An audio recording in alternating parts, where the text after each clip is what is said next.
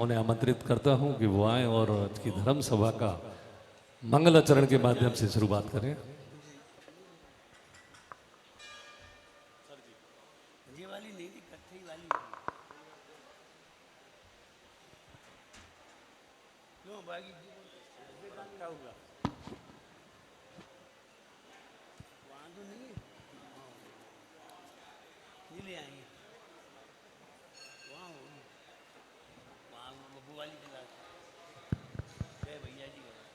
बोलो चिंतामणि पार्श्वनाथ भगवान की जयकारा में आनंद नहीं आया? पूरी तन्मयता के साथ आप लोग जयकारा लगाएंगे। बोलो चिंतामणि पार्श्वनाथ भगवान की। बोलो 24वां भगवान की।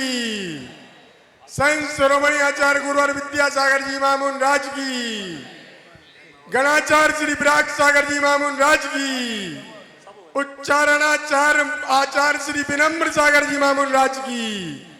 आर्का मां विमल श्री माता जी की। आचार्य संघ की, माता जी के संघ की।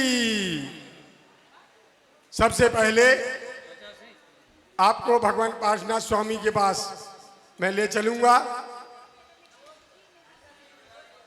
सम्मेद शिखर के पार्श्वनाथ का, अटा मंदिर के पार्श्वनाथ का, सिद्ध शिला के पार्श्वनाथ का, आचार्य विनम्र सागर महाराज का है भारी आकर्षण, जिनके चरण कमल में सत सत बार बंधन, सत सत बार बंधन, सत सत बार बंधन। कोई जलाना चाहता है, कोई बुझाना चाहता है। विनोद जैन बैरागी के साथ हम भक्तों की तमन्ना है, गुरुदेव का पूरे संघ का आशीर्वाद चाहता है, पूरे संघ का आशीर्वाद चाहता है। बोलो जय जय गुरुदेव। आप लोग की मौन स्वीकृति है क्या? एक बार बोलो जय जय गुरुदेव, जय जय गुरुदेव।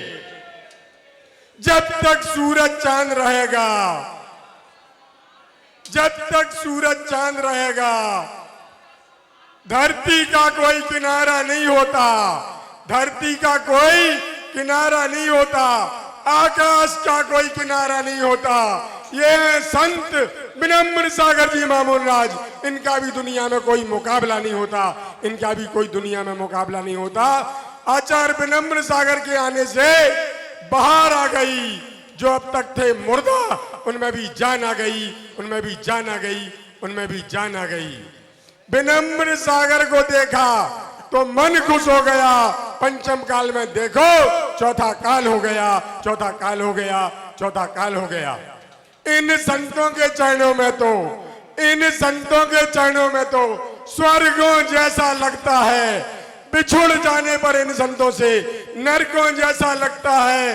पास में आकर के तो देखो समो सरल सा लगता है, चरणों में आकर के देखो मोक्ष यहीं पर लगता है, चरणों में आकर के देखो मोक्ष यहीं पर लगता है। इस धड़कन की जान संत है, इस धड़कन की जान संत है, आगम की पहचान संत है, हर मानव की आन संत है। तो जैन धर्म की जान संत है, जैन धर्म की जान संत है, जैन धर्म की जान संत है। बहरों के तो कान संत है, अंधों की तो आंख संत है, मूर्खों के तो ज्ञान संत है। एक नया ही मार्ग संत है। और मैं कहता भगवान संत है, मैं कहता भगवान संत है, मैं कहता भगवान संत है। आप लोगों को मेरे साथ कहना होगा, गुरु विनम्र सागर जी मेरा। बोलो गुरु विनम्र सागर जी, गुरु विनम्र सागर जी मेरा, गुरु विनम्र सागर जी मेरा। कर लो तुम भी दर्शन इनके, कर लो तुम भी दर्शन इनके, मिल जाएगा डेरा। गुरु विनम्र सागर जी में, गुरु ब्रह्म सागर जी मेरा। जैन धर्म का लिए झंडा, जैन धर्म का लिए झंडा, केसरिया रंग मेरा। गुरु ब्रह्म सागर जी मेरा, गुरु ब्रह्म सागर जी मेरा। चरणों में आकर के देखो, चरणों में आकर के देखो, मिल जाएगा डेरा। गुरु ब्रह्म सागर जी मेरा, गुरु ब्रह्म सागर जी मेरा। चरणों में आकर के देखो, चरणों में आकर के देखो, मिट जाएगा फेरा। गुरु ब्रह्म सागर जी मेरा। बोलो गुरु ब्रह्म। नगन दिगंबर वीतरागता, नगन दिगंबर वीतराग, जैसा रूप है तेरा। गुरु ब्रह्म सागर जी मेरा, गुरु ब्रह्म सागर जी मेरा। जन जन का उद्धार कराने, जन जन का उद्धार कराने आया गुरुवर मेरा। गुरु ब्रह्म सागर जी मेरा, गुरु ब्रह्म सागर जी मेरा। बोलो संसो में आचार्य ब्रह्म सागर जी मामुन राज की जय हो, आचार्य संघ की जय हो। त्याग तपस्या जो करें, त्याग तपस्या जो करें वो है बड़े महान, वो निश्चय मोक्ष जाएंगे। ये आगम का ज्ञान, ये आगम का ज्ञान, ये आगम का ज्ञान। जय जय गुरुदेव। मंगलाचरण के बाद पूज्य गुरुदेव का चित्र जो आवरण में है, चित्र अनावरण व दीप प्रज्वलन का परम सौभाग्य हमारे आज के जो अतिथि श्री विनय बैरागी और जो भी हमारे अन्य पूज्य गुरुदेव के अनन्य भक्त बाहर से हों वो आ जाएं। साथ में श्री आनंद जी चिगलुआ, दोनों प्रबंधक जी आदरणीय भगवान दास जी के लगवा सेठ कपूर चंद जी लागोन पहुँचे। श्री प्रदीप जी बानपुर, श्री संतोष जी गोयल एडवोकेट साहब पहुंचे।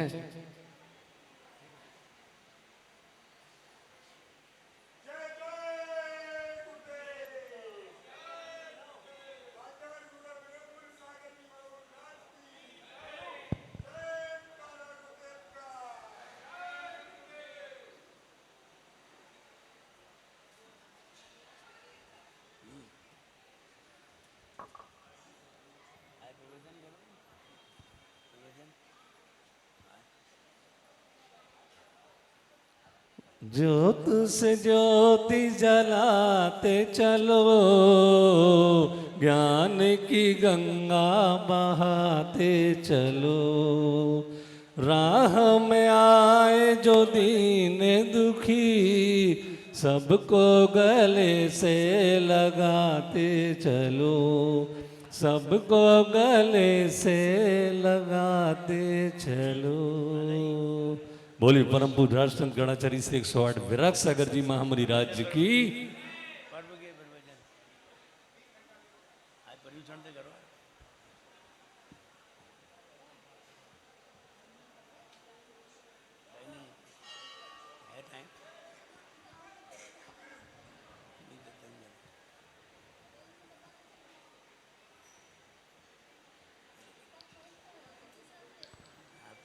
पूज्य गुरुदेव के पावन श्री चरणों का पाद प्रक्षालन करने का भी परम सौभाग्य हमारे श्री विनोद जी बैरागी के साथ पंचायत समिति के दोनों प्रबंधक और जो भी हमारे सम्मानीय पदाधिकारी यहाँ पर हों और श्री संतोष जी गोयल साहब पहुँचे और पूज्य गुरुदेव के पावन श्री चरणों का पाद प्रक्षालन कर पुनर्जित करें।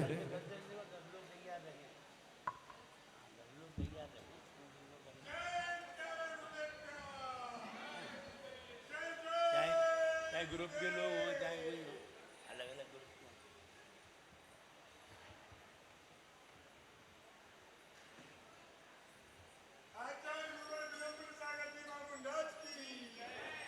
जब तक सूरज चांद रहेगा, जय तारा गुरुदेव का।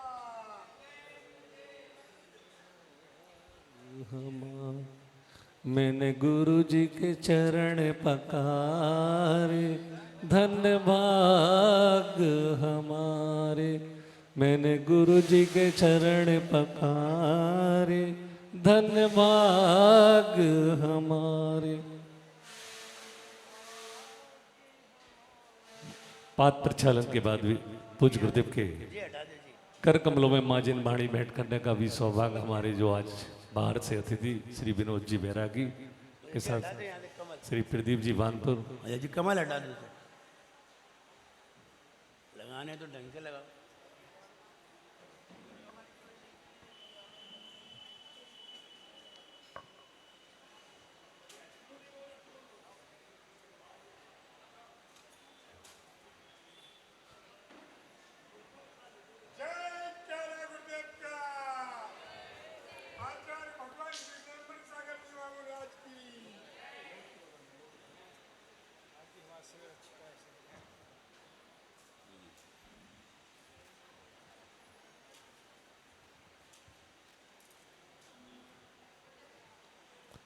सभी लोग व्यवस्थित होकर बैठ जाएं।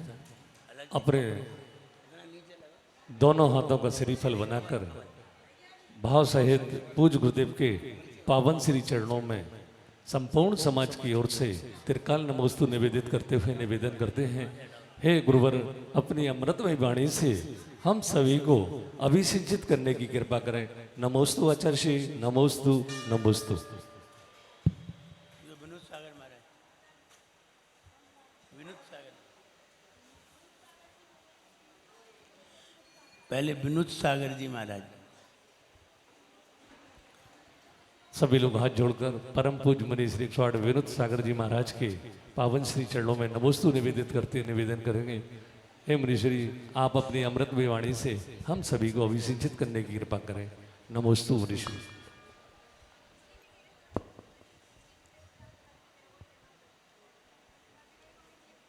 ओम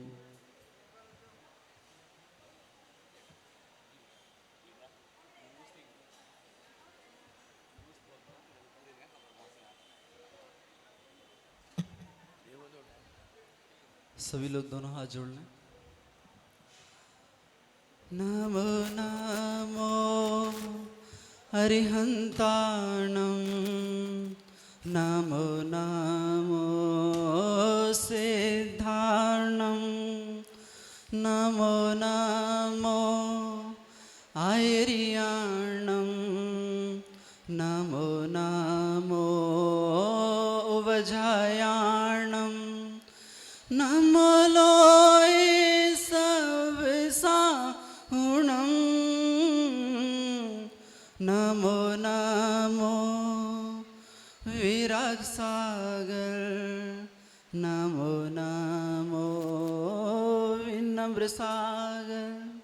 जय बोलिए अनंत अनंत सिद्ध परमेष्टि भगवान की, जय बोलिए गजर श्री पार्श्वनाथ भगवान की, जय बोले परम पूज्य गणाचार्य 108 श्री विराग सागर जी गुरुदेव की, जय बोले परम पूज्य चरणाचार्य 108 श्री विनम्र सागर जी गुरुदेव की।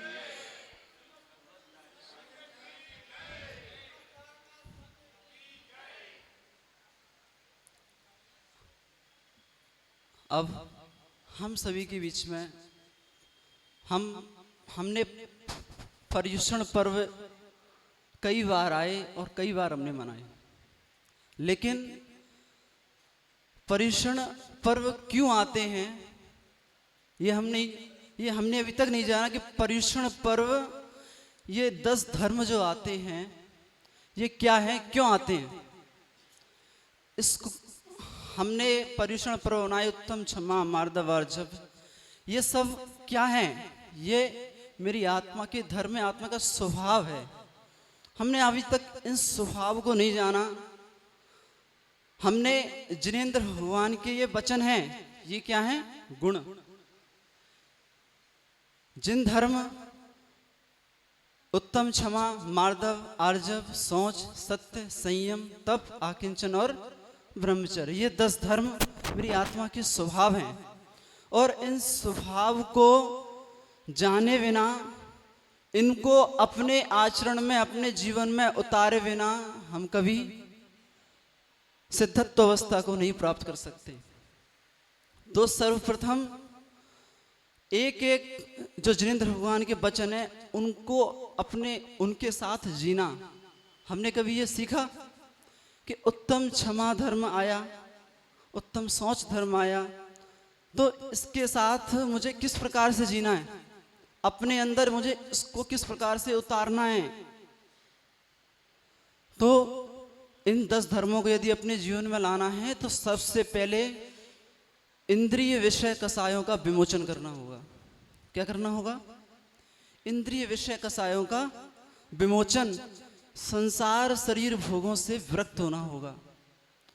और उसके बाद मुझे इन 10 धर्मों के साथ जीना। इस 10 धर्मों के साथ कैसे जीना है, जिस प्रकार उत्तम क्षमा धर्म है, उत्तम क्षमा धर्म में मुझे सबको आंखों में क्षमा भर के देखना। क्या करना, मुझे सबको आंखों में क्षमा भर के देखना। जिस प्रकार से मेरी यदि किसी के साथ शत्रुता है तो मुझे उसे देखना आ रहा है कि नहीं आ रहा है? मैं उसे शत्रु की दृष्टि से देख रहा हूं। किस दृष्टि से देख रहा हूं? शत्रुता की दृष्टि से। तो मुझे देखना कैसे है उसको? आंखों में क्षमा भर के। तो ये देखना मुझे आना चाहिए। इसी प्रकार से एक एक धर्म के साथ मुझे जीना। तो ये तभी होगा जब हम अपनी विषय कसायों का विमोचन करेंगे, और वह होगा गुरु के वचनों से। कैसे होगा? गुरु के वचनों से। आचार्य भगवान कहते हैं भगवान किम उपादेयम गुरु वचनम। तो भगवान इस संसार में उपादेय क्या है? क्या है उपादेय? तो कहा गुरु वचनम। गुरु के वचन उपादेय हैं। गुरु के वचनों से ही संसार संतति का छेद हुआ करता है। गुरु वचन यदि हमारे कान में पड़ जाएं तो हमारा कल्याण हो जाया करता है। एक ग्वाला जब उसके कान में गुरु के वचन णमो अरिहंताणम, उसने मात्र इतना सुना, मात्र इतना सुना, और उसने गुरु के मुख से ये वचन सुना हुआ शब्द अपने याद कर लिया उसने, नमो अरिहंताणम, और वह ये कहता जा रहा था नमो अरिहंताणम नमो अरिहंताणम। तो एक दिन जब उसकी गाय नदी में डूब रही थी तो वह उस गाय को बचाने के लिए उस नदी में कूद पड़ा, और नदी में कूद पड़ा तो खुरपा नदी में लगा हुआ था एक, तो जैसे ही वह कूदा तो वह खुरपे के ऊपर जाकर के गिरा, और वह नमो अरिहंताणम का स्मरण कर रहा था।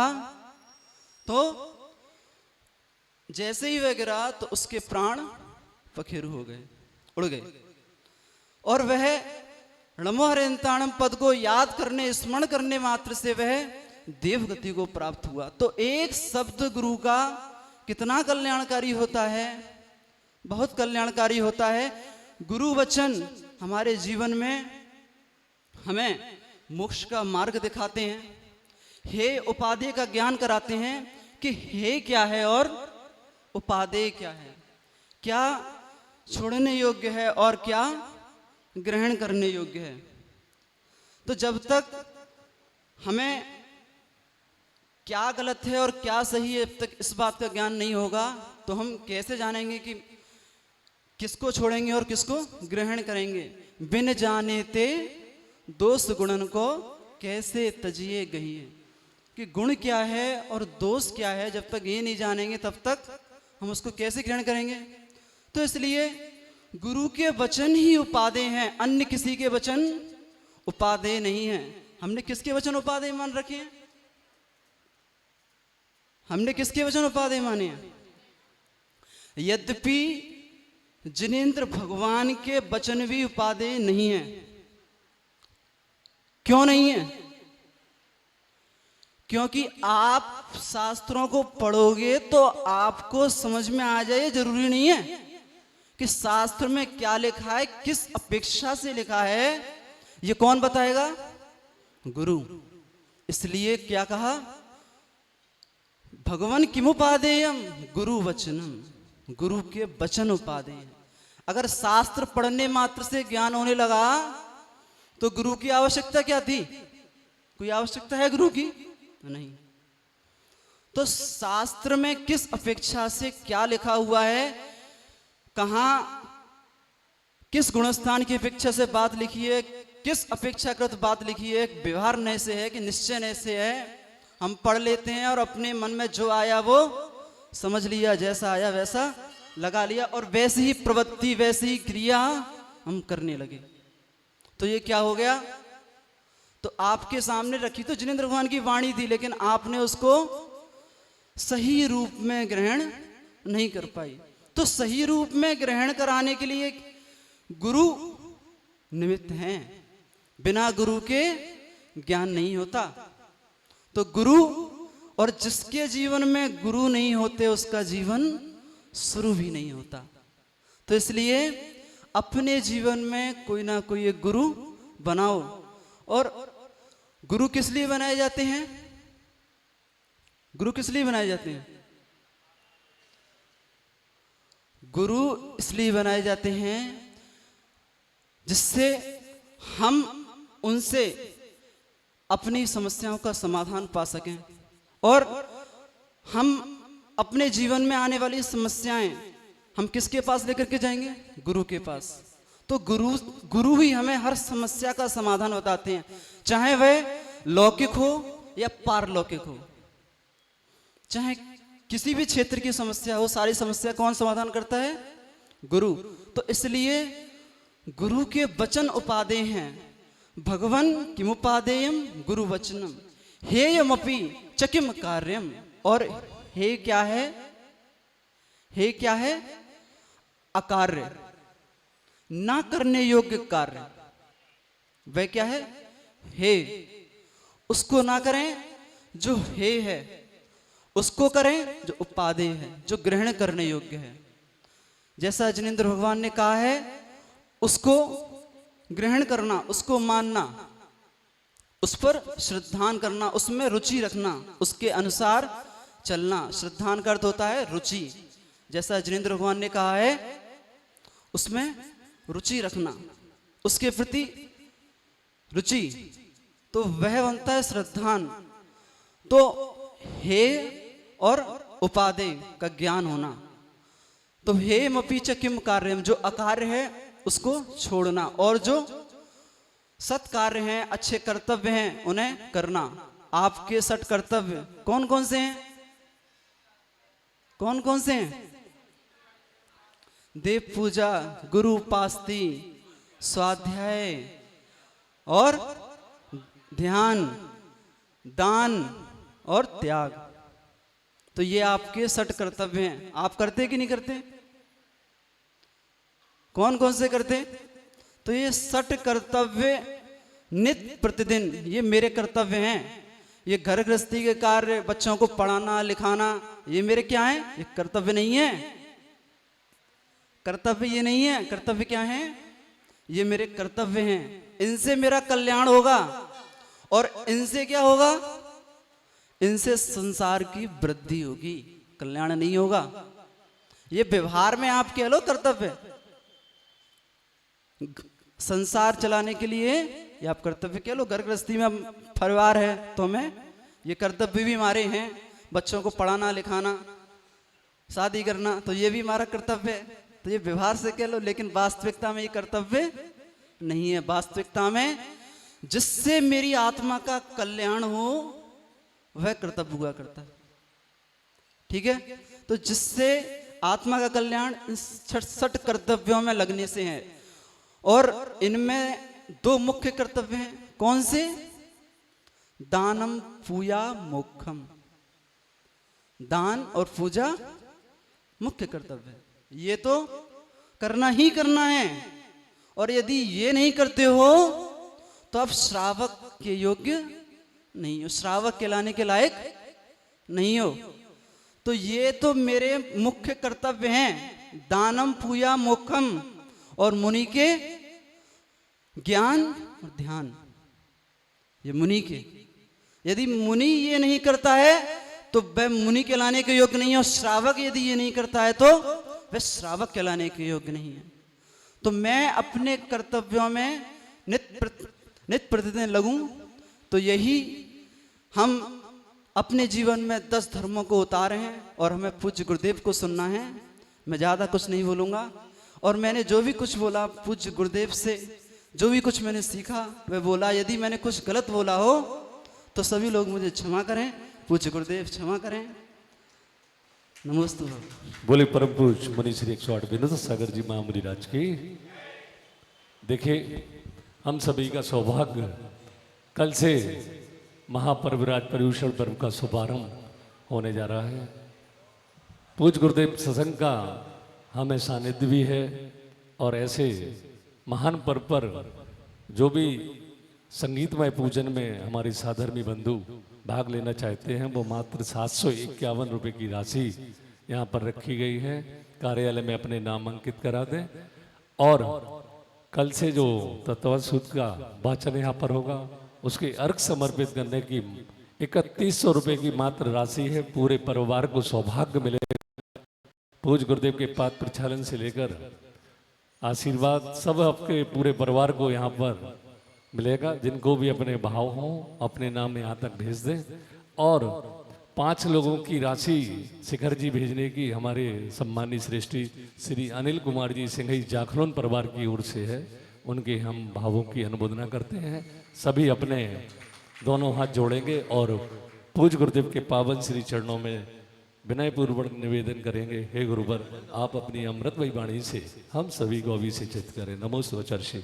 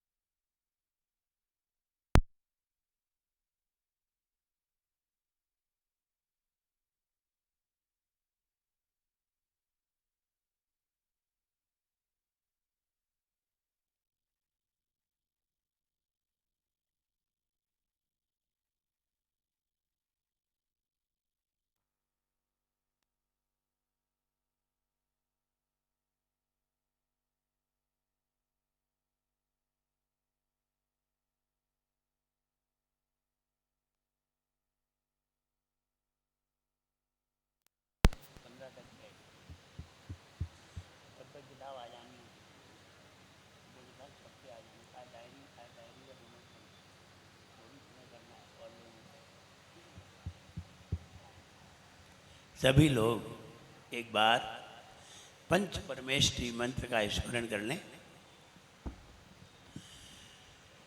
ओम नमो अरिहंताय नम। ओम नमो अरिहंताणम। ओम नमो सिद्धाणम। ओम नमो सिद्धाणम। ओम नमो आयर्याणम। ओम नमो आयर्याणम। ओम नमो वच्छयाणम। ओम नमो अच्छायाणम। ओम नमो लोय सव्वसाहुनम। ओम नमो लोय सव्वसाहुणम। ओम नमो लोय सव्वसाहुनम। ओम नमो लोय सव्वसाहुणम। जिनके दर्शन दे कटे जन्म जन्म की पाप। जिनकी पूजन ते मिटे भव भव के संताप। भव भव के संताप। जिनका उज्ज्वल ध्यान है 3 भुवन में सार। ऐसे वीर जिनेश को नमः बारंबार। नमः बारंबार। जिनवाणी के लाडले लघु भ्राता प्रभु राम। ऐसे गुरु विराग को करूं विनम्र प्रणाम। विनम्र प्रणाम।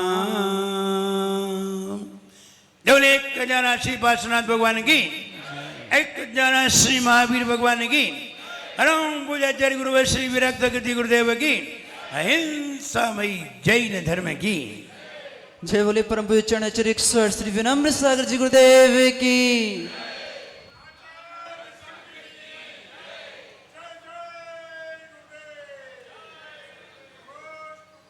चंद दिन की सांस अपनी, चंद दिन की श्वास अपनी, धर्म कुछ कर ले, धर्म कुछ कर ले। अब ये भी तुम लोगों को गानी पड़ेंगी।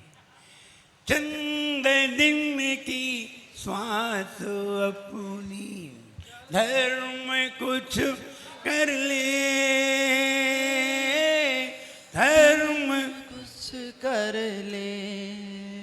चंद दिन की आस तज के, चंद दिन की आस तज के, राह सुख वर ले, राह सुख वर ले। राह मंजिल, राह मंजिल छोड़ कर आओ मैं मर गया, मेरा जीवन कोरा कागज कोरा ही रह गया, मेरा जीवन कोरा कागज कोरा ही रह गया। जिंदगी को लख न पाया और मर गया, मेरा जीवन कोरा कागज कोरा ही रह गया, मेरा जीवन थोड़ा सा था, थोड़ा ही रह गया। थोड़ा सा समय साधना का पर्व के समय मिल जाया करता है। अगर पर्व ना आए तो हम कभी कोई साधना ही ना कर पाए। अष्टमी चतुर्दशी ना आए तो हम कोई व्रत ही नहीं धर पाए। ये पर्व हमारे जीवन में आते हैं तो हमारे मन में एक भाव उत्पन्न होता है, चलो खाते पीते तो रोज हैं, एक दिन ऐसा भी निकालें कि जब हम व्रत करें। और व्रत इसलिए भी आए हैं कि तुम स्वस्थ रहो। अगर कोई व्यक्ति एक सप्ताह में एक दिन उपवास करता है तो उसके पूरे शरीर का शोधन हो जाया करता है। कोई भी परेशानी शरीर में पैदा हो रही होंगी, वात पित्त कफ जो भी खड़े हो रहे होंगे, बीच बीच में आ रहे होंगे, सब कंट्रोल हो जाते हैं एक दिन के व्रत में। इसलिए हमने जोर दे के कहा था पुरुषों को 15 दिन में एक व्रत जरूर करना चाहिए और सप्ताह में एक व्रत अवश्य करें। अगर आप 50 से ऊपर हो गए हैं तो, अगर आपने 50 पार कर दिए हैं तो सप्ताह में एक व्रत जरूर करें। अगर आपको स्वस्थ रहना है और बीमार होना है तो खूब खाएं। ध्यान रहे, उपवास करने वाले बीमार नहीं होते, जितने भी बीमार होते हैं सब खाने वाले होते हैं। जितना ज्यादा खाते हैं उतने ही ज्यादा बीमार होते हैं। तुम 2 बार की जगह 3 बार खाओ, पर देखो तुम रोज डॉक्टर के पास खड़े रहोगे, कोई ना कोई दवाई खाते ही रहोगे। खाओ 3 बार, खाने का मजा ले रहे हैं पर दवाई का भी मजा लो और इंजेक्शन का भी मजा लो। और अगर आप उपवास करते हैं तो बिल्कुल स्वस्थ रहते हैं। पर्युषण पर्व साधना के लिए आते हैं। न जाने कौन से व्यक्ति की भावना साधना से जागृत हो जाए। गए थे 10 दिन के व्रत करने, 10 दिन के व्रत किए और 10 दिन के व्रत करने पर न जाने किसके भाव में ऐसा भाव आ जाए कि हम रात्रि में चारों प्रकार के आहार का त्याग करते हैं। न जाने किसके मन में भाव आ जाए, न जाने किसके मन में भाव आ जाए, अब हम एक आसन करेंगे और जो 60 से ऊपर हो गए हों उनसे कहना अब एक ही बार खाओ। 2 बार खाने से कोई लाभ नहीं है। ना तुम्हारे शरीर में खून बनेगा, ना तुम्हारे शरीर में हड्डी बनेगी। अब तो सिर्फ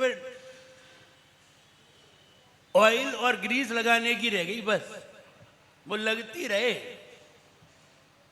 अब 2-2 टाइम डालने से कोई लाभ नहीं है। सही बता रहा हूं।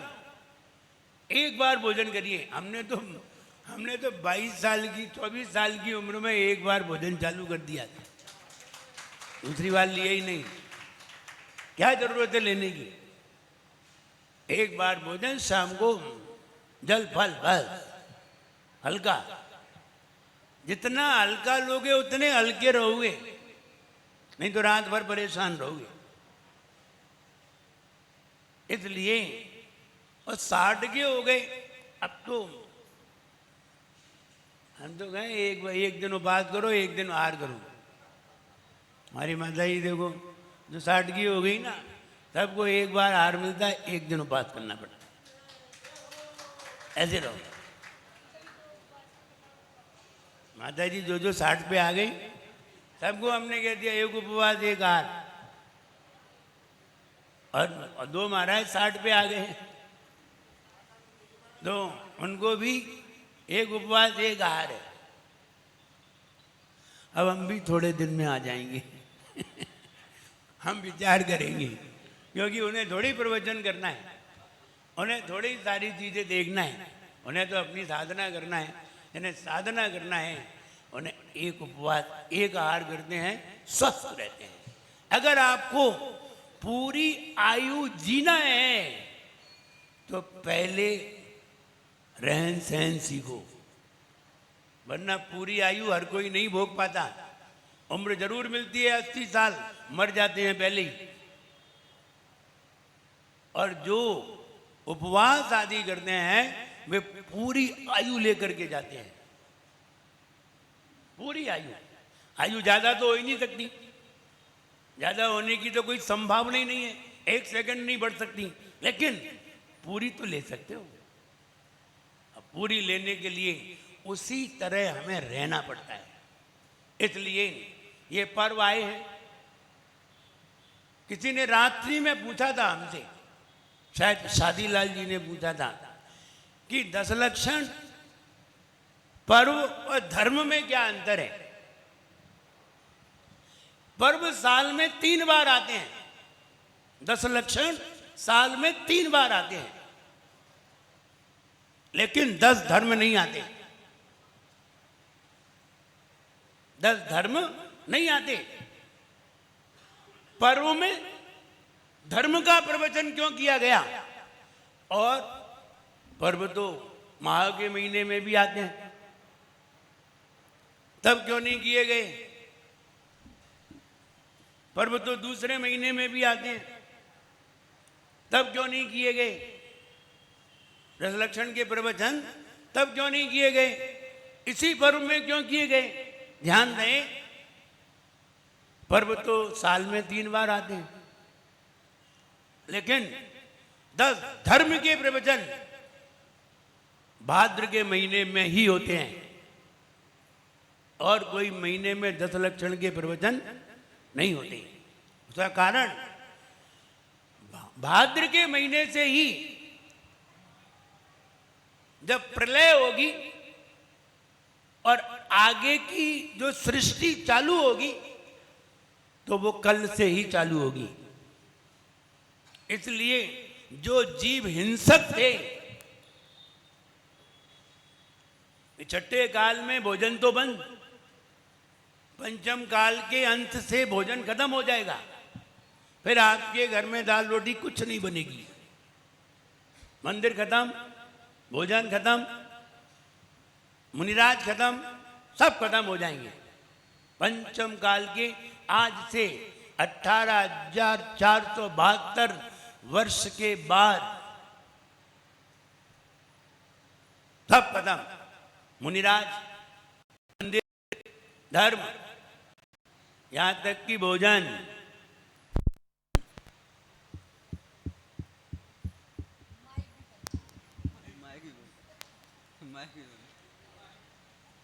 सब बंद हो जाएगा। यानी इसका मतलब ये है बादर अग्नि समाप्त हो जाएगी। और जैसे ही बादर अग्नि समाप्त होगी वैसे ही अब कैसे भोजन बनाओगे? अग्नि ही खत्म।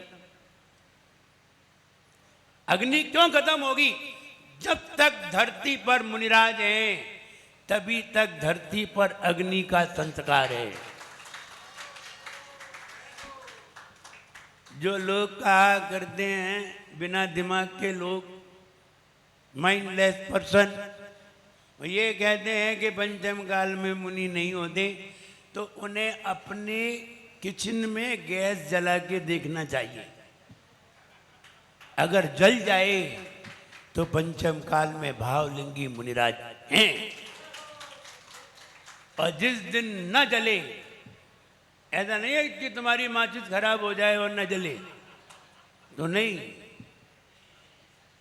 अग्नि जिस दिन खत्म हो जाएगी उसी दिन मुनिराज इस धरती पर समाप्त हो जाएंगे। अग्नि बाद में खत्म होगी, मुनिराज पहले खत्म हो जाएंगे। इसलिए कुछ नियम भी जानना चाहिए शास्त्रों में लिखे हुए, और नियम का चिंतन भी करना चाहिए कि उसी दिन अग्नि क्यों समाप्त हुई है जिस दिन मुनि समाप्त हुए। जिस दिन वीरांगज मुनि की समाधि होगी उसी दिन अग्नि समाप्त हो जाएगी। अब विचार करिए, जो वीरांगज मुनि और सर्वश्री आरिका, ये जिस दिन खत्म हो जाएंगे, और ये अंतिम दिन ही होंगे जब पंचम काल में 3 वर्ष 8 माह 15 दिन शेष रह जाएंगे।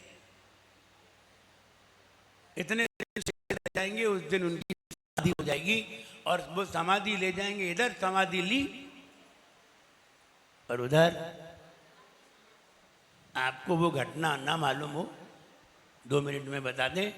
जब मुनिराज से टैक्स मांगा जाएगा तो मुनिराज क्या टैक्स में देंगी? पहला ही गिरास लेंगे और वो टैक्स मांग लेगा सामने अधिकारी, तो वो टैक्स में अपना गिरास ही दे देंगे और उनका अंतराय हो जाएगा। उस समय इतनी क्षमता नहीं होगी कि एक उपवास कर लें। ये धीरे धीरे शरीर डाउन होता चला जाएगा, और डाउन होता चला जाएगा, क्षमता नहीं रहेगी। और वो जैसे ही अंतराय करके आएंगे और उनकी दोपहर में ही समाधि हो जाएगी।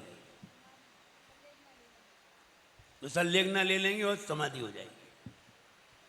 और वो समाधि लेकर के जैसे ही उनकी समाधि होगी तो शुद्ध सम्यक दृष्टि देवों को ये बात पता चलेगी कि धरती पर एक ऐसा कल्कि हुआ है जिसने मुनिराज से टैक्स मांगा है।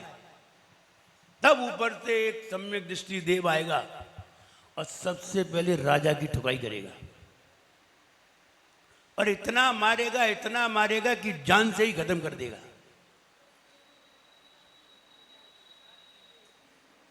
और वहीं से धर्म समाप्त हो जाएगा और शाम को अग्नि भी समाप्त हो जाएगी।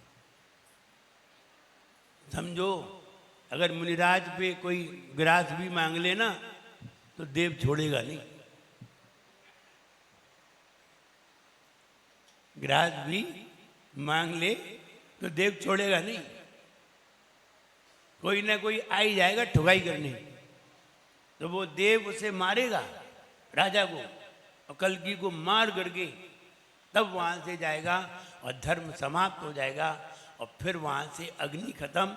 अब भोजन आदि की कोई इच्छा मत करिए, दाल रोटी कुछ नहीं, अब पत्ते खाओ। फल लगना बंद हो जाएंगे।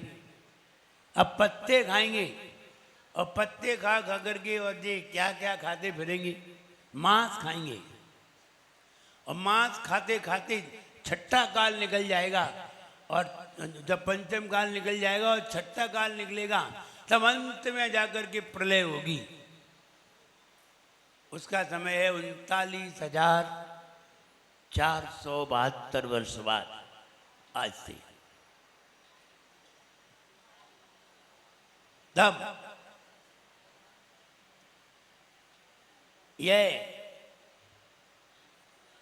प्रलय होगी और प्रलय होने के बाद पूरा छठा काल गुजरेगा, फिर छठा काल गुजरेगा, तब जाकर के वो प्रलय होगी और प्रलय होने के बाद सब भस्म हो जाएगी, जमीन अमीन सब साफ हो जाएगी, सारे जीव मर जाएंगे, लेकिन सभी के 72 जोड़े मनुष्य के विजयार्थ पर्वत पर रखे जाएंगे। ये विद्याधर ले जाएंगे। विजयार्थी की जो गुफा है पूर्व पश्चिम में, वहाँ ले जा करके रखे जाएंगे। ऐरावत क्षेत्र के और भरत क्षेत्र के, ऐरावत क्षेत्र के ऐरावत की तरफ, भरत क्षेत्र के भरत की तरफ, वहाँ रखे जाएंगे। और केवल मानव ही नहीं रखे जाएंगे, प्रत्येक प्रजाति के जीव रखे जाएंगे बचा करके। उनको देव लोग जो विद्याधर हैं वे लोग रखेंगे ले जा करके। अब विचार करिए, उन्होंने तुम्हें कितने दिन, 49 दूनी 98 दिन तक तो तुम्हें रख लिया, लेकिन तुम खाओगे क्या? रोटी थोड़ी लाके तुम्हें देंगे वो तुम्हें लाके रख के और चले जाएंगे। तुम चिल्लाओगे इसलिए 72 जोड़े रखे जाएंगे और 72 जोड़े रखे जाएंगे। अब उनको रखने के बाद अब वो खाएंगे क्या, वो विचार करिए। वो खाएंगे, मछलियों को खाएंगे, मांस खाएंगे,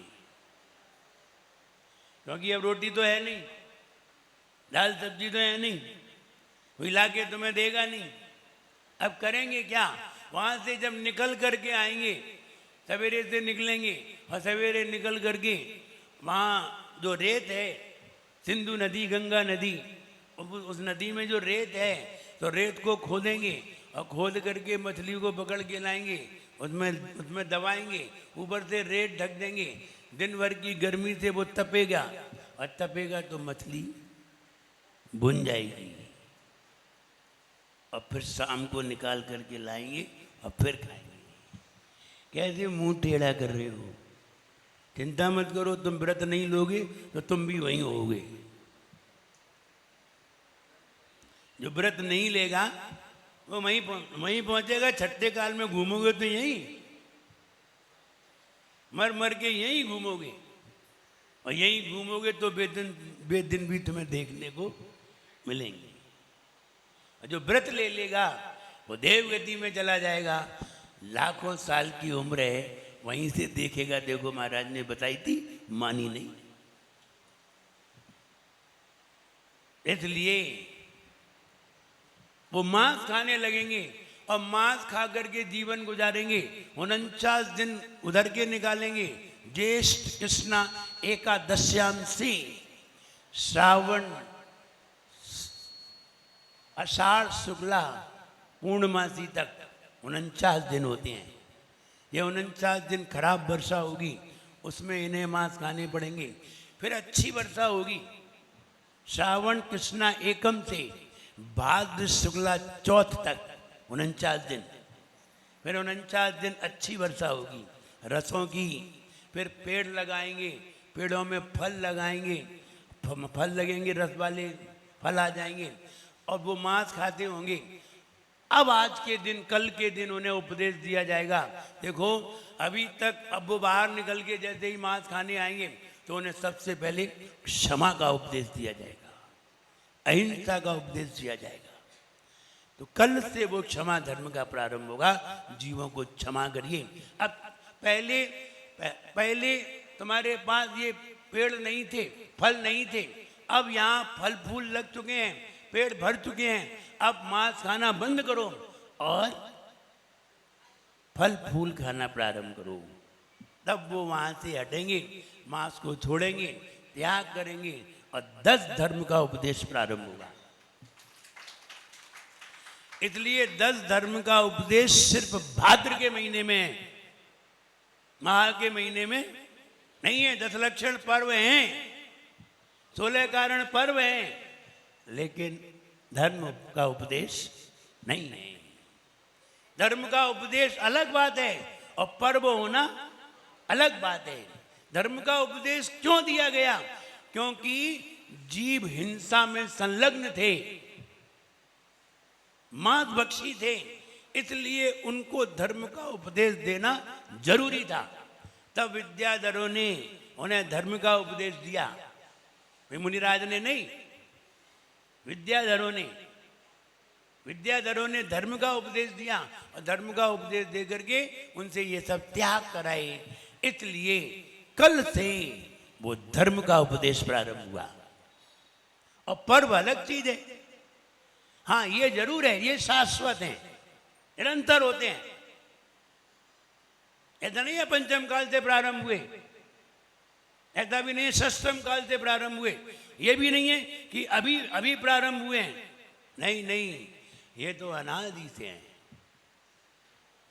10 लक्षण पर्व, 16 कारण पर्व, अष्टानिका पर्व, अष्टमी चतुर्दशी, ये पर्व ऐसा नहीं है कि किसी समय से निर्मित हुए हैं।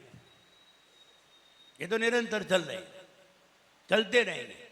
हाँ, ये पर्व जैसे रवि व्रत, मुकुट सप्तमी, ये निमित्त हैं।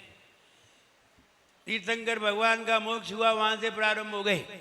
रक्षाबंधन निमित्त है,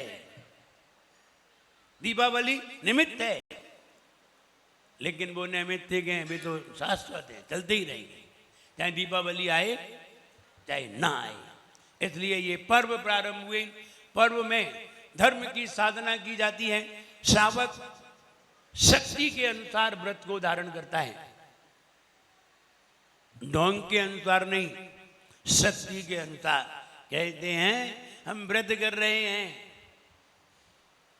और एक आसन है, दोनों आसन का ठूस ठूस के भर रहे हैं और कहते हैं हम व्रत कर रहे हैं। वो अम्मा जी थी ना, वो लेट गई पाटे पे, फिर उठ के बैठ गई खाने पे। बोले अब हम उठे कहाँ हैं, एक आसन है, तो खा भी लिया और पढ़ भी लिया और फिर भी खा लिया और कह रहे एक आसन है, अभी हम उठे कहाँ हैं अपने पाटे से। तो कहते हैं हम व्रत कर रहे हैं, दोनों टाइम का एक ही टाइम में ठठाठठ भर रहे हैं और कहते हैं हम व्रत कर रहे हैं। और हरि का त्याग है और धनिया सुखा सुखा के धर रहे हैं, धनिया सुखा सुखा के धर रहे हैं। और बुंदेलखंड के लोग तो कितने बुद्धिमान हैं, माइंडेड पर्सन। इसीलिए कहा है 100 डंडी, इसीलिए कहा है। बोले हरि का त्याग है, वो नींबू भी सुखा लेते हैं। वो नींबू कौन सुखा सकता है? वे एक छन्ना को नींबू के रस में भिगा लेंगे और फिर सुखा लेंगे, फिर छन्ना भिगा लेंगे, फिर सुखा लेंगे, तो पूरा रस काय में आ गया और छन्ना सूखा है। और दाल बनाई और छन्ने को ही डाल दिया,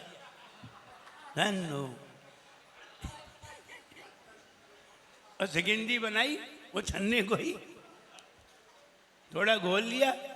बोले नहीं नहीं, हम तो सूखा नींबू खाते हैं। और नींबू भी सूखा कैसा होता है? कहते हैं हम व्रत कर रहे हैं और हरि का त्याग है और नींबू भी सूखा सूखा के धर रहे हैं। और मीठे का कर दिया है त्याग और किशमिश का इंतजाम कर रहे हैं। मीठे का कर दिया है त्याग और किशमिश का इंतजाम कर रहे हैं। और क्या कहें, इनके तो व्रत ही अलग है। ऐसे व्रत नहीं करना है, व्रत करना है तो सही करना है। नहीं तो तुम एक आसन कर रहे हैं और हरि का त्याग है और फिर ऐसे डफान करो। और अन्न का भी कर दिया है त्याग और रबड़ी से मजा कर रहे हैं। कहते हैं व्रत बहुत महंगे हो गए, रोटी सस्ती थी और रबड़ी महंगी थी तो महंगे हुए कि सस्ते हुए? इसलिए हम कभी कभी अपने महाराज माता जी से कहते हैं अन्न का त्याग मत करना, रबड़ी का भले त्याग कर देना। तो व्रती होकर के तो सस्ते होना चाहिए और तुम महंगे हो गए और महंगे हो गए। इसलिए महंगे नहीं होना है, और महंगे हो रहे हो तो तुम कोरे चोचले कर रहे हो, व्रत नहीं कर रहे हो। व्रत करिए, साधना करिए। व्रत का मतलब है आसक्ति का त्याग। मन में आसक्ति नहीं होना चाहिए, इच्छाएं नहीं होना चाहिए। अगर तुमने कोई चीज त्याग की है और दूसरी चीज पे नजर रख रहे हो, कोई चीज तो त्याग कर, दूध का त्याग कर दिया, अब छाछ कह रहे हो, छाछ तो बन जाएगी। अब तुम दूसरी चीज पे नजर क्यों रख रहे हो? और अगर दूसरी चीज पे नजर है तो इसका मतलब है तुम्हारे त्याग में कोई दम नहीं है। त्याग तो वो होना चाहिए कि नजर ही ना जाए और मन में विचार भी ना आए, और विचार आ जाए तो कम से कम कंट्रोल किया जाए। विचार तो मन में आ सकते हैं लेकिन कंट्रोल किया जाए। नादान तू बना ले कुछ लक्ष्य जिंदगी का, सामान तू जुटा ले खुद अपनी जिंदगी का। नादान तू बना ले कुछ लक्ष्य जिंदगी का, सामान तू जुटा ले खुद अपनी जिंदगी का। ये व्रत अपने जीवन की साधना के लिए आए हैं, और न जाने साधना में कौन सा व्यक्ति साधक बन जाए, न जाने कौन सा व्यक्ति के भाव में ऐसा भाव आ जाए कि हम भी अगर एकासन में रह सकते हैं, अगर हम एकासन कर सकते हैं, 10 दिन एकासन में रह सकते हैं, तो 100 दिन भी एकासन में रह सकते हैं। और 100 दिन एकासन में रह सकते हैं तो 1 साल भी एकासन में रह सकते हैं। और अगर एकासन में रह सकते हैं तो महाराज क्यों नहीं बन सकते हैं?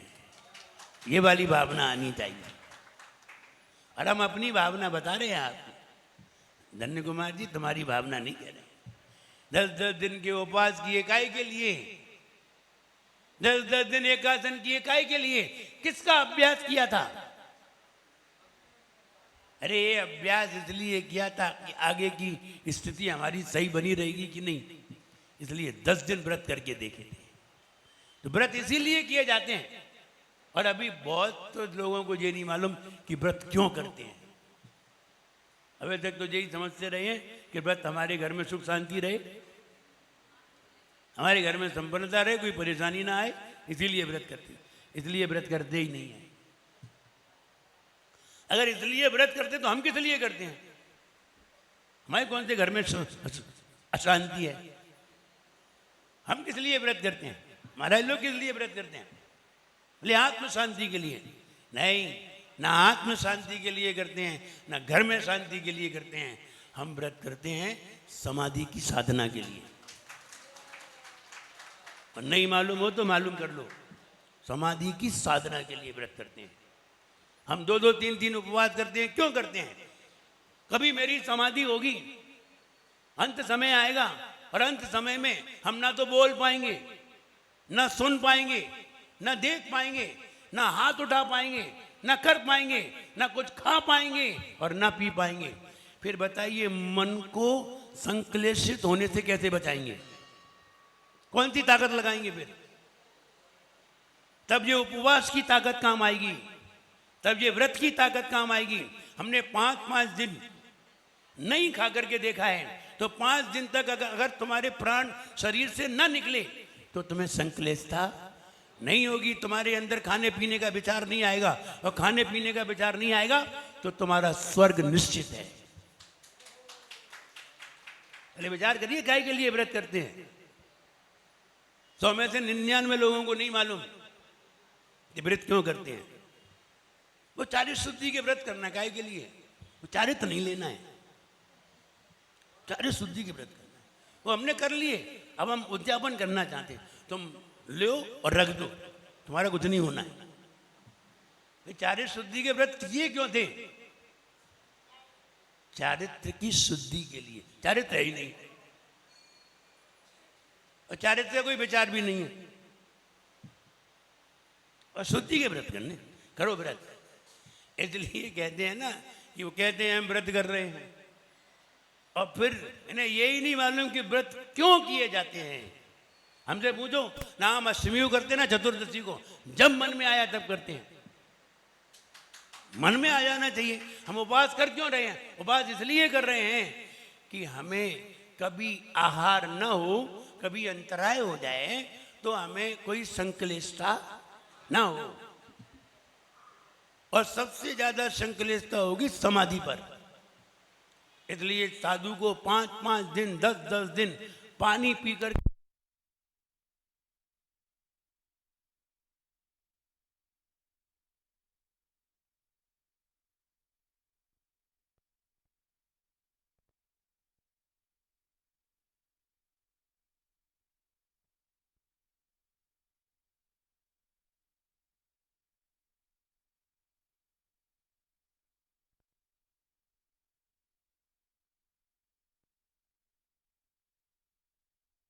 चारों प्रकार के आहार का त्याग कर दिया, नहीं निकले 36 दिन तक। अब क्या करते? आखिरकार उन्हें बीच में 5 दिन में 3 दिन में पानी लेना पड़ा, क्योंकि अगर पानी नहीं ले रहे तो संक्लिष्टता होगी, और संक्लिष्टता होगी तो हमारी साधना बेकार हो जाएगी। इसलिए संक्लिष्टता ना हो तो बीच में 5 दिन में 3 दिन में पानी लेकर के और शरीर की पीड़ा को, वेदना को शांत करके फिर ध्यान में लगे, फिर आत्म ध्यान में, स्वाध्याय में लगे। और अगर ऐसा नहीं करते तो पूरा दिमाग वहाँ लग जाता, पीड़ा में, संक्लिष्टता में चला जाता, तो सारा स्वाध्याय, सारी साधना, इतने दिन की मुनि पर्या सब बेकार हो जाती। इसलिए अंत समय में संक्लिष्टता न बने, इसलिए व्रत करते हैं। चाहे व्रत करो, चाहे उपवास करो, और ये कहा है कीजिए शक्ति प्रमाण। ज्यादा नहीं, ज्यादा तुमने किया तो विकलता हो जाएगी। शक्ति प्रमाण। और उपवास करना सरल है, लेकिन पाड़ना बहुत कठिन है। उपवास करना सरल है।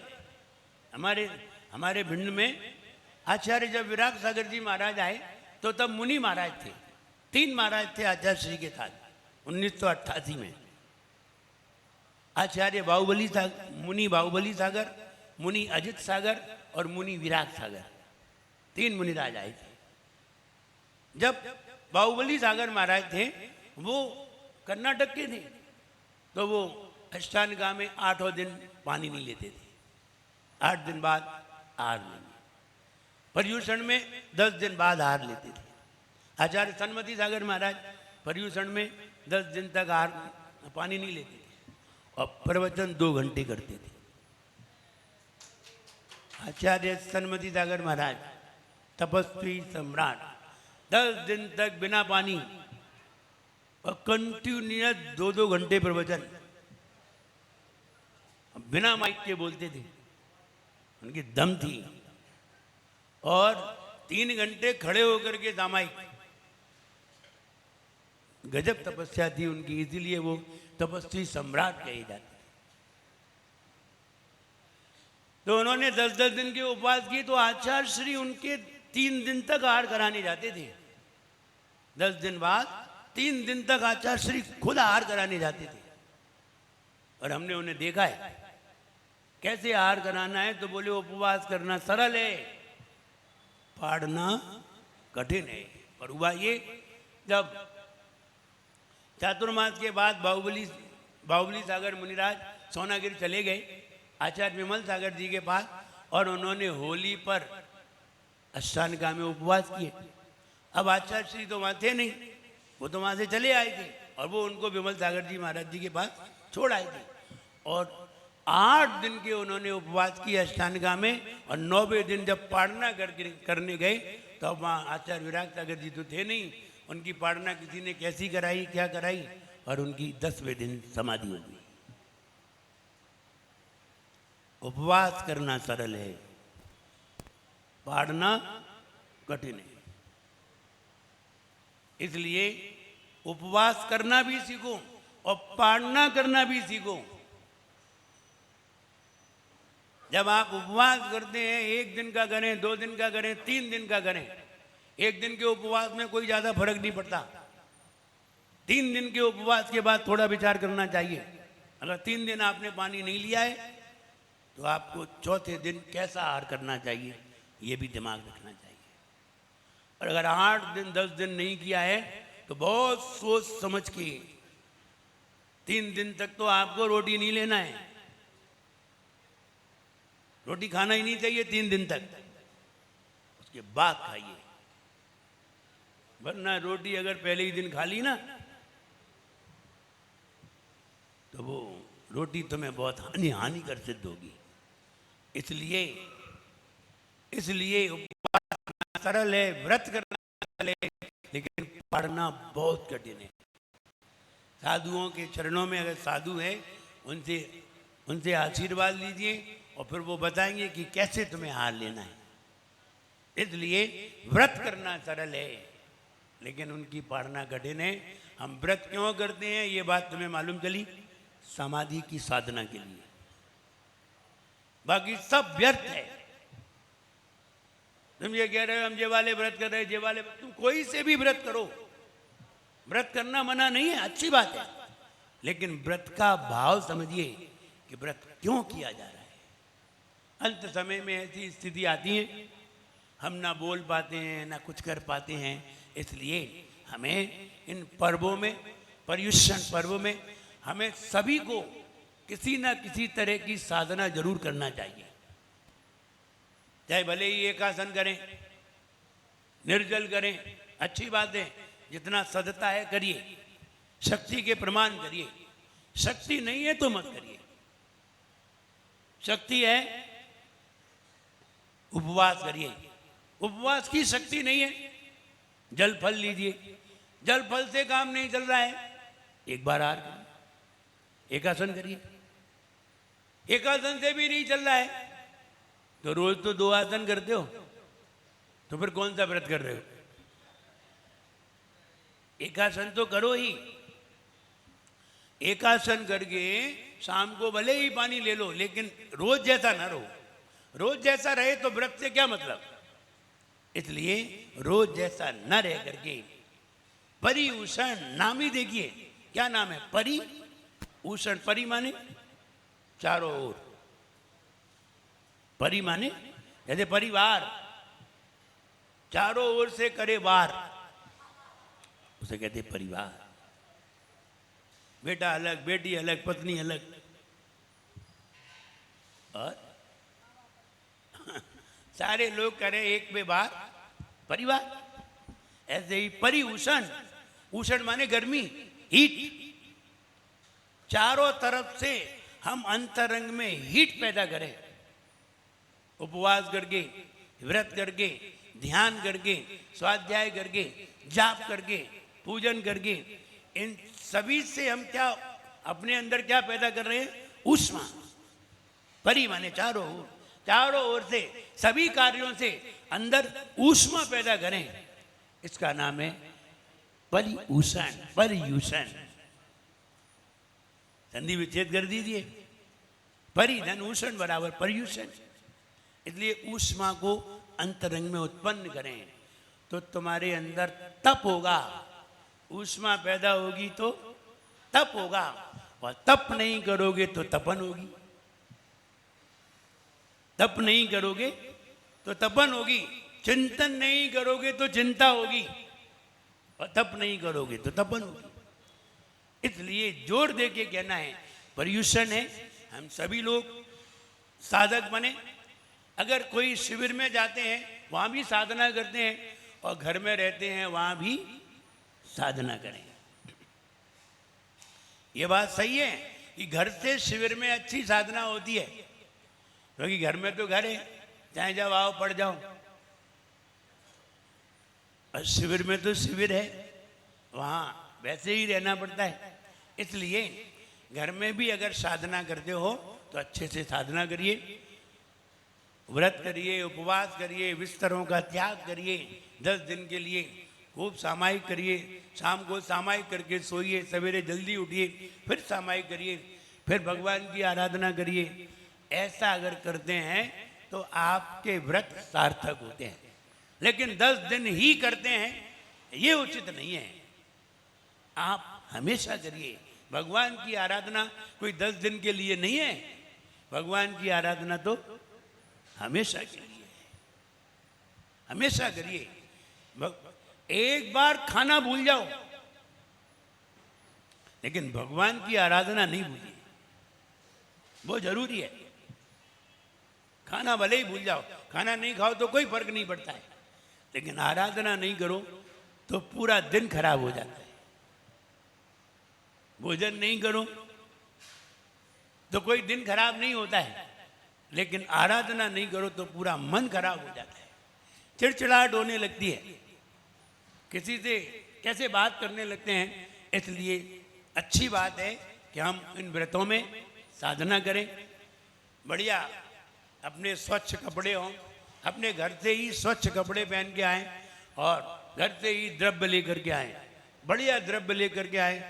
जितनी अच्छी द्रव्य होती है उतने ही अच्छे भाव होते हैं। एक दिन तुम बादाम चढ़ा के देखो, मोक्ष फल प्राप्त है, फलम निर्वामिति त्वा, और एक दिन श्रीफल लेकर के देखो, अंतर आ जाएगा विचारों में। द्रव्य देख करके विचारों में अंतर आता है कि नहीं आता? आता है। एक दिन तुम्हें बूंदी के लड्डू मिले खाने और दूसरे दिन रसगुल्ले आ जाएं तो तुम्हारे विचारों में अंतर आता है। एक दिन फटे पुराने कपड़े पहन के आ जाएं, एक दिन अच्छे कपड़े पहन के आए, अंतर आता है। द्रव्य से बहुत अंतर आता है। इसलिए द्रव्य को बहुत अच्छा बनाएं और भगवान की आराधना में लगें। कल से मुझे यहाँ नहीं मालूम कि कैसी कैसी व्यवस्था होती है, लेकिन सब लोग मिलकर के भगवान की पूजन करें और फिर बाद में उत्तम क्षमा आदि पर प्रवचन सुने, पूरा दिन अच्छे से गुजारे। 10 दिन ऐसे समझें कि व्यापार बंद, 10 दिन के लिए व्यापार बंद करें। और व्यापार में अगर समय भी देना है तो थोड़ा सा समय दें। आपको दोपहर में तत्वार्थ सूत्र सुनने को मिली, तत्वार्थ सूत्र। अभी तक हमें नहीं मालूम आपने कैसे सुना है, और ऐसा नहीं है कि सुना नहीं होगा। प्रतिदिन एक अध्याय का विवेचन तो होता ही होगा, होता होगा कि नहीं? यहां जब जब चातुर्मास हुए हैं तब तब एक अध्याय का एक दिन में विवेचन होता हो। इतने बार तो सुना है, अब हम सुनाए तो क्या फायदा है, सब रिपीट है। फिर हम सुनाए तो मुझे याद आता है एक साधु महाराज थे, तो साधु महाराज सप्ताह में एक दिन प्रवचन किया करते थे और थोड़ी सी दूर पर कुटिया बना करके रहा करते थे, शहर में नहीं रहते थे। शहर वाले लोग पहुंचे, महाराज शनिवार का दिन आ गया है, आप प्रवचन करिए। प्रवचन के लिए हम आमंत्रित करने आए। तो महाराज ने पूछा, ये बताइए प्रवचन में क्या जानना चाहते हो? प्रवचन में क्या जानना चाहते हो? तो बोले कि हम आत्मा के बारे में जानना चाहते हैं। तो बोले तुम आत्मा के बारे में जानते हो कि नहीं? बोले नहीं जानते। तो तुम्हें बताने से क्या फायदा, तो तुम जानते ही नहीं। और उन्होंने ऐसी बात कह करके शनिवार को टाल दिया। जाओ, जब तुम जानते ही नहीं हो तो क्या बताना है। अब बेचारे सब चुप और लौट आए। दूसरे शनिवार को गए, सब लोग तय करके गए थे अब की बार कहेंगे हम जानते हैं, ऐसे तय करके गए। जब पूछेंगे तो है, तो वो पहुंचे और पहुंच करके उन्होंने पूछा, महाराज शनिवार आ रहा है, प्रवचन के लिए आमंत्रित है। बोले किसके बारे में जानना चाहते हो? बोले आत्मा के बारे में। तुम जानते हो कि नहीं? बोले जानते हैं। तो क्या बताना है?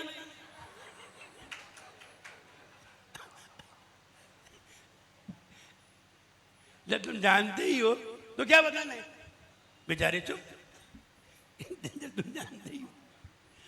अब तीसरा शनिवार आया और तीसरे शनिवार को लोगों ने ये तय किया, आधे लोग कहना हम जानते नहीं हैं और आधे लोग कहना हम जानते हैं, तब तो आएंगे। तीसरे शनिवार को फिर तैयारी करके गए, श्रीफल लेकर के, महाराज चलिए महाराज प्रवचन के लिए। महाराज ने कहा किसके बारे में जानना है? बोले आत्मा के बारे में। बोले तुम लोग जानते हो कि नहीं? तो आधे बोले हाँ हम जानते हैं, वो आधे बोले हम नहीं जानते। तो बोले तुम जानते हो तो तुम इन्हें बता देना, हमारी क्या जरूरत है।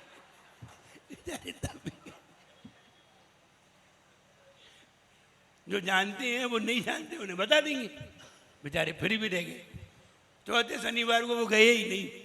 बोले अब अपने पास कोई तर्क नहीं है कहने को, इसलिए जब आपने इतने दिन तक तो हंस सुना है तो हमें सुनाने की क्या जरूरत है? बोले फिर भी जरूरत है। सुनिए, तत्वा सूत्र है, इसको जितने बार सुनो आनंद आता है। भले ही नीरस है, तत्वा सूत्र बिल्कुल नीरस है। आप बैठेंगे तो सो जाएंगे, लेकिन हम पढ़ाएंगे तो एक भी नहीं सोएंगे, ये पक्के हैं।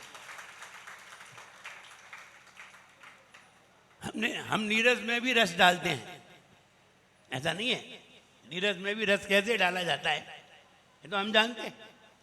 भाई शक्कर का ही तो त्याग है, तो किशमिश तो डाली जाती है, मुनक्का तो डाल सकते हैं और छुआरे की चटनी बना सकते हैं।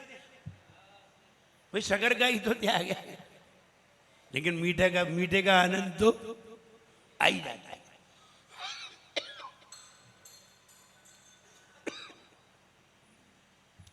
ऐसे ही नमक का त्याग है तो खाड़ का लचका तो बना सकते हैं। तो कहने का मतलब ये है कि वो नीरस जरूर है, लेकिन हम उसमें रस इतना डाल देते हैं कि तुम्हें निद्रा तो आने का नाम ही नहीं है। निद्रा नहीं आ सकती, बोर नहीं हो सकते। उस तत्वा सूत्र में भी आनंद आएगा। नंबर 1, शुद्ध पढ़ना सीखेंगे। नंबर 1, शुद्ध पढ़ना सीखेंगे।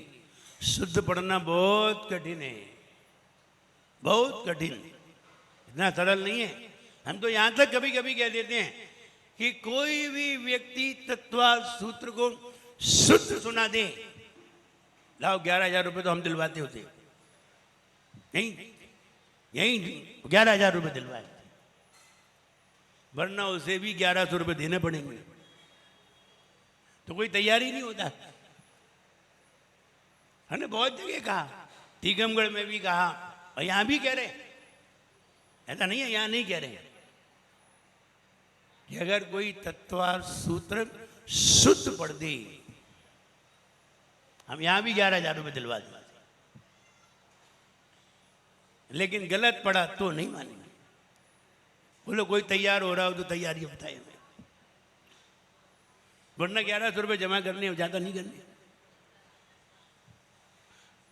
और आप शुद्ध पढ़ना सीखिए। जैसे भक्ता अमर शुद्ध पढ़ना देखा, गलतियां निकली कि नहीं? मुझे लगता है ऐसा कोई भी नहीं होगा जिसकी गलती नहीं निकली हो। ऐसे ही तत्वा सूत्र में समझिए, एक बार जब हमने तत्वा सूत्र पढ़ा 1995 में, और उसमें बस एक जगह गलती हुई 5वें अध्याय में, और इतनी सी गलती हुई कि कोई सामने वाला पकड़ नहीं सकता है, लेकिन हमने तो पकड़ ली। केवल आधा ता था, उसे हम पूरा कह गए। वेद संगातेभ्यः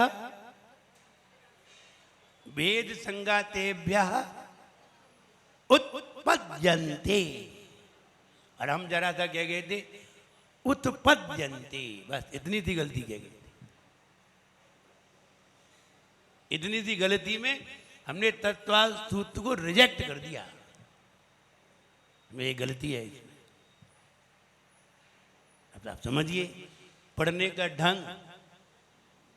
संस्कृत बहुत सारे लोग पढ़े होते हैं, लेकिन संस्कृत बोलना बहुत कठिन होता है। शुद्ध तरीके से बोलना बहुत कठिन होता है, इतना सरल नहीं है।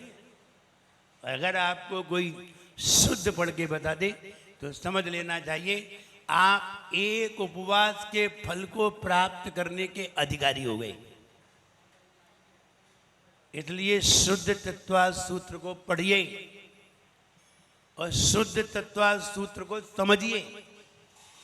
और अगर आपने समझ लिया तो महिलाएं बहुत पढ़ती हैं, पुरुष कम पढ़ते हैं। और मेरा ये कहना पुरुषों को पढ़ना चाहिए। मैं अजमेर में था, अजमेर में जब हमने तत्वा सूत्र पढ़ने को कहा, अजमेर की सोनी जी की नसीहत देखिए,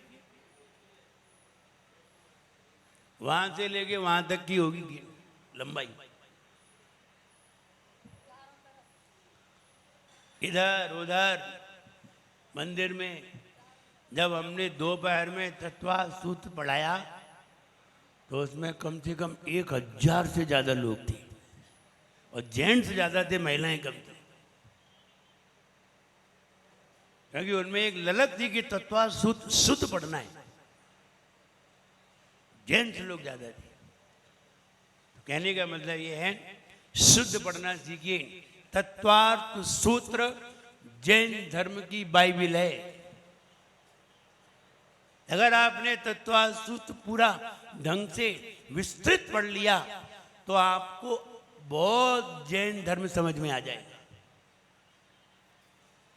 क्या है जैन ज्योग्राफी, क्या है जैन साइंस और कैसे होते हैं कर्म के बंध, सब पता चल जाएगा